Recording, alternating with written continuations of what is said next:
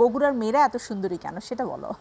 অপু বিশ্বাস, তার বাড়িও বগুড়া, তো তোমার বাড়িও বগুড়া। কি মনে হয় যে বগুড়ার মেয়েরা অ্যাকচুয়ালি খুব দ্রুত ফেমাস হয়ে যায় এবং তাদের লাইক মিডিয়া লাকটা অনেক বেটার?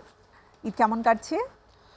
ঈদ তো প্রতিবারের মতো ফ্যামিলির সাথে কাটানো হচ্ছে, ভালো কাটছে।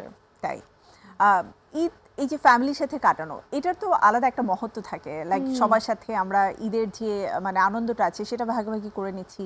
আবার খুনসুটিও থাকে, ঈদের সালামি পাওয়ার একটা ব্যাপার থাকে। সো যে বা কেমন অ্যাকচুয়ালি সালামি পায় ঈদের? ঈদের সালামি আগে অনেক বেশি পেতাম, এখন সালামি দিতে হয়।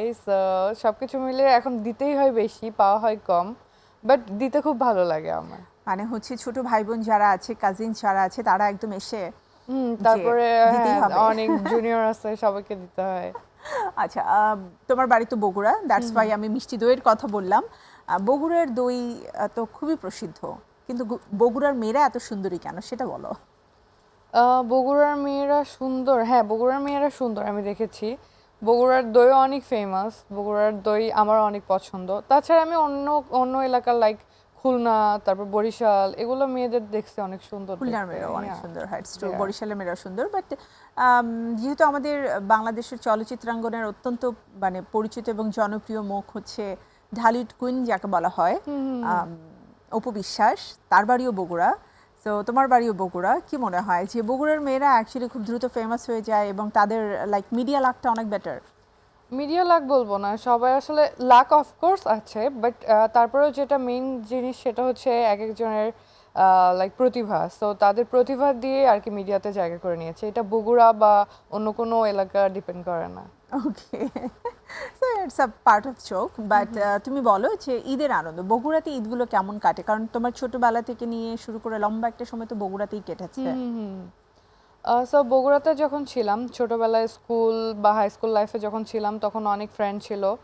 তো আমরা ঈদ কার্ড দিতাম, ঈদ কার্ড পেতাম, খুব ভালো লাগতো। তারপরে দাওয়াত দিত আমাদের, আমরা হচ্ছে ঈদের দিন সকাল থেকে শুরু করে সন্ধ্যা পর্যন্ত ফ্রেন্ডদের বাসায় যেতাম, খেতাম, তারপরে মুভি দেখতাম, তারপরে হচ্ছে সালামি পেতাম, সালামি দিয়ে হচ্ছে কোল্ড ড্রিঙ্কস কিনে খেতাম, খুব মজা লাগতো। খুব প্ল্যান করে ফ্রেন্ডদের সাথে চটপটি খাওয়া, ঘুরতে যাওয়ার প্ল্যান করা। ঘুরতে যাওয়া, তারপরে ড্রেস লুকিয়ে রাখার একটা ট্রেন্ড ছিল যে আমার ড্রেসটা দেখাবো না। হ্যাঁ, অলওয়েজ ভালো লাগে যে আমার একটা স্পেশাল ড্রেস থাকবে যেটা ঈদের দেখাবো না, দিনই ঈদের সবাই দিনে, দেখবে yeah. এবং সবার চেয়ে ইউনিক হবে। ইউনিক হতে হবে।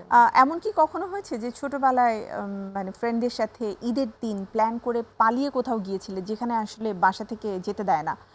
থাকে না যে রেস্ট্রিকশন, যেহেতু তুমি সুন্দরী সো আরো বেশি রেস্ট্রিক্টেড ছিল নিশ্চয়ই সবকিছু। ঈদের দিনে কোনো রেস্ট্রিকশন ওভাবে দেওয়া হয় না। ঈদের দিনে আমরা চাইলে যেখানে যাই, আব্বু আম্মু তো জানে যে এখানে যাচ্ছে, আর ফ্রেন্ড সার্কেলকে আব্বু আম্মু চিনে, সো ও ক্ষেত্রে কিছু বলা হয় না। বাট একবার হয়েছিল যে ঈদের মধ্যে বৃষ্টি হয়েছিল অনেক, আম্মু যেতেই দিবে না বাইরে।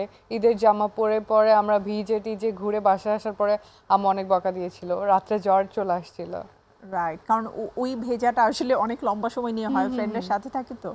প্লাস যদি আবার সেটা গায়ে শুকোয় তাহলে তো কথাই নেই, জ্বর মাস্ট বি আসবে।